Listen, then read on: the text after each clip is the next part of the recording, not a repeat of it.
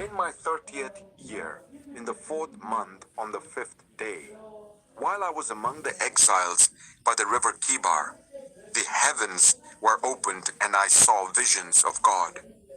On the 5th of the month, it was the 5th year of the exile of King Jehoiakim.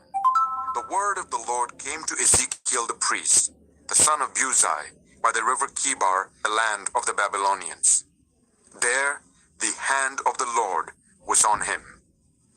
I looked, and I saw a violent storm coming out of the north, an immense cloud with flashing lightning and surrounded by brilliant light. The center of the fire looked like glowing metal, and in the fire was what looked like 4 living creatures. In appearance, their form was human, but each of them had 4 faces and 4 wings. Their legs were straight, their feet were like those of a calf and gleamed like burnished bronze. Under their wings, on their 4 sides, they had human hands. All 4 of them had faces and wings, and the wings of one touched the wings of another. Each one went straight ahead. They did not turn as they moved. Their faces looked like this. Each of the 4 had the face of a human being, and on the right side, each had the face of a lion, and on the left, the face of an ox. Each also had the face of an eagle. Such were their faces. They each had 2 wings spreading out upwards, covering its body. Each one went straight ahead. Wherever the Spirit would go, they would go, without turning as they went. The appearance of the living creatures was like moved back and forth among the creatures. Lightning flashed out of it. The creatures sped back and forth like flashes of lightning. As I looked at the living creatures, I saw a wheel on the ground beside each creature with its 4 faces. This was the appearance and structure of the wheels. They sparkled like topaz, and all 4 looked alike. Each appeared to be made like a wheel intersecting a wheel. As they moved, they would go in any one of the 4 directions the creatures faced.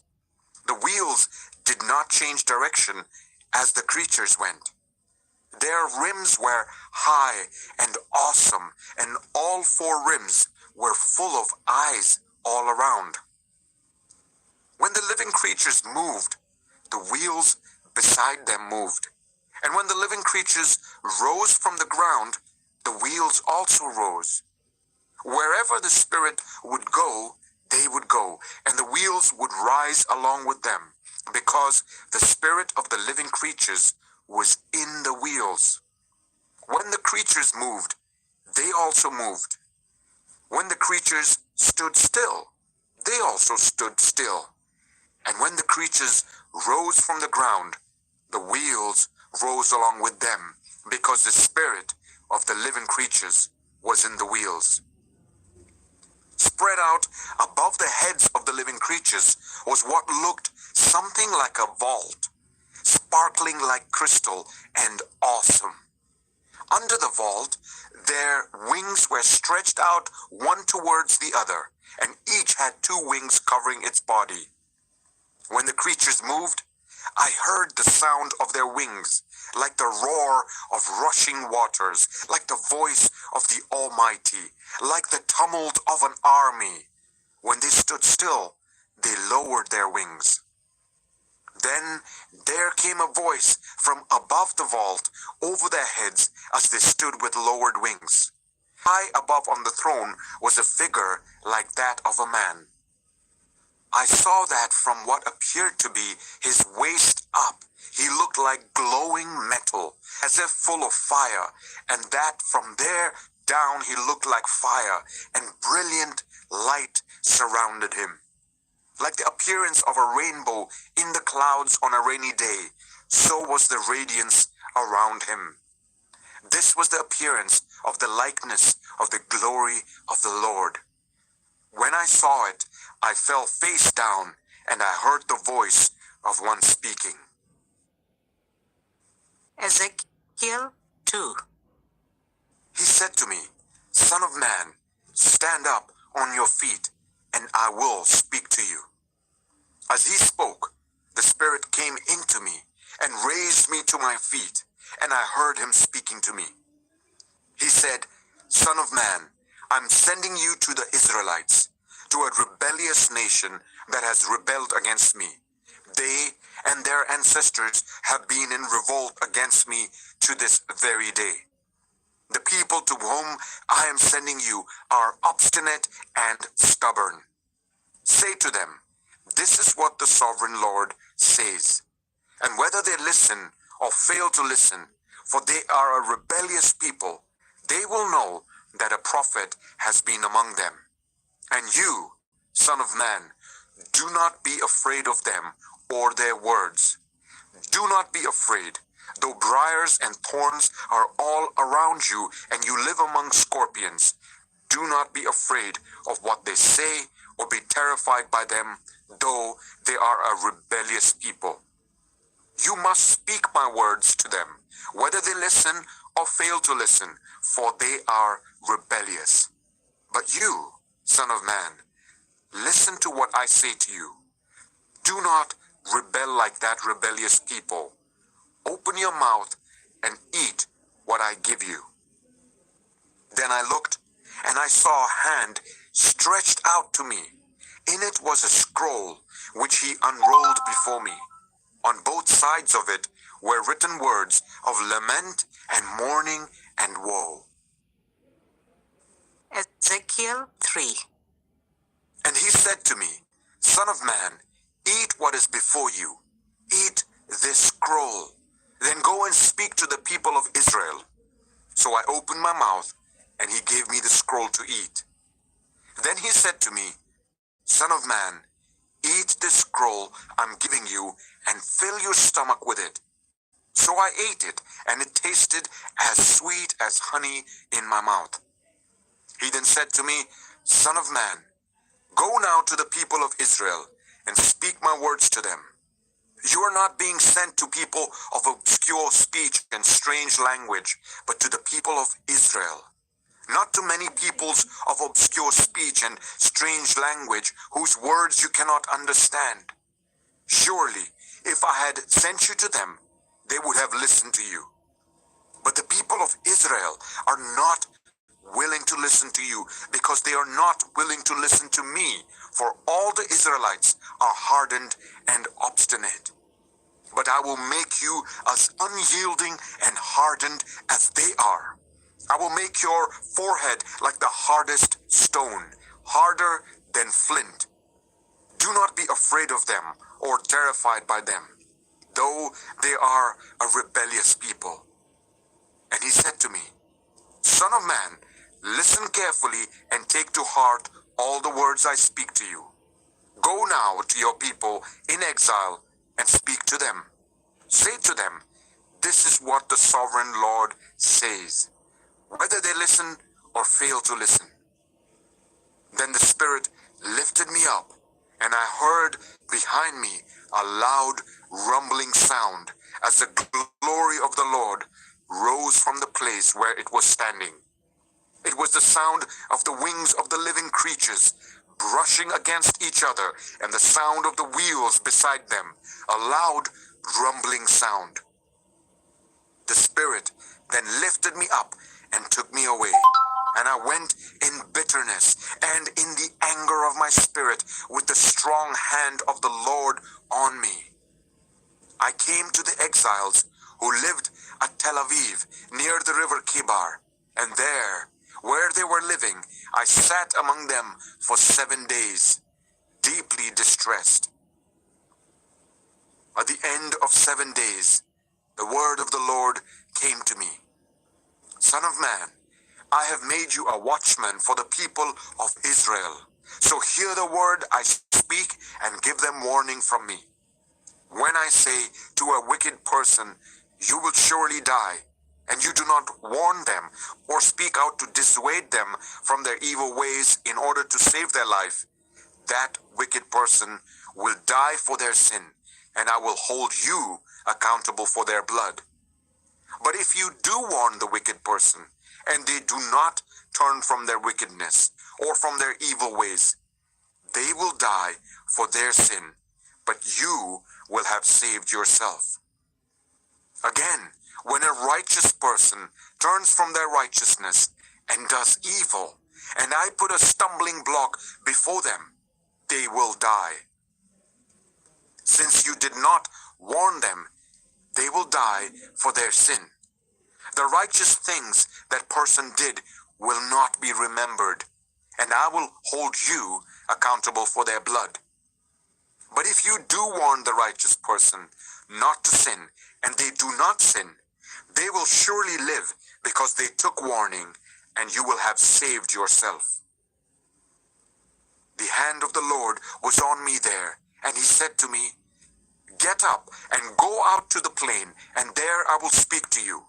So I got up and went out to the plain, and the glory of the Lord was standing there, like the glory I had seen by the river Kibar, and I fell face down. Then the Spirit came into me and raised me to my feet. He spoke to me and said, "Go, shut yourself inside your house. And you, son of man, they will tie with ropes. You will be bound so that you cannot go out among the people. I will make your tongue stick to the roof of your mouth, so you will be silent and unable to rebuke them, for they are a rebellious people.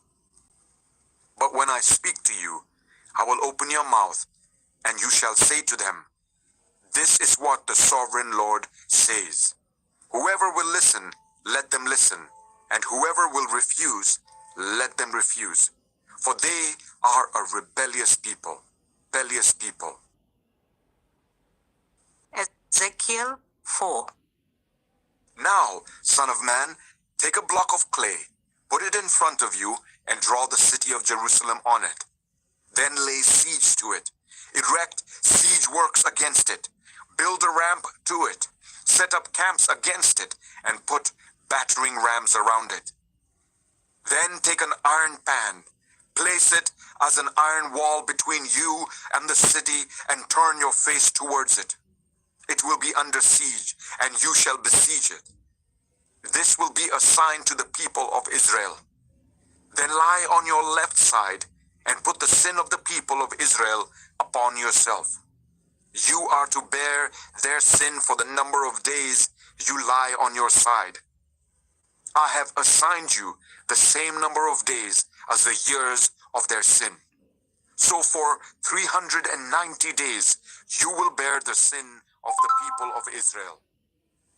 After you have finished this, lie down again, this time on your right side, and bear the sin of the people of Judah. I have assigned you 40 days, a day for each year. Turn your face towards the siege of Jerusalem, and with bared arm prophesy against her. I will tie you up with ropes so that you cannot turn from one side to the other until you have finished the days of your siege. Take wheat and barley, beans and lentils, millet and spelt, put them in a storage jar, and use them to make bread for yourself. You are to eat it during the 390 days you lie on your side. Weigh out 20 shekels of food to eat each day, and eat it at set times. Also, measure out 1/6 of a hin of water, and drink it at set times. Eat the food as you would a loaf of barley bread. Bake it in the sight of the people, using human excrement for fuel. The Lord said, "In this way, the people of Israel will eat defiled food among the nations where I will drive them." Then I said, "Not so, sovereign Lord. I have never defiled myself. From my youth until now, I have never eaten anything found dead or torn by wild animals. No impure meat has ever entered my mouth." Very well, he said, I will let you bake your bread over cow dung instead of human excrement. He then said to me, Son of man, I am about to cut off the food supply in Jerusalem.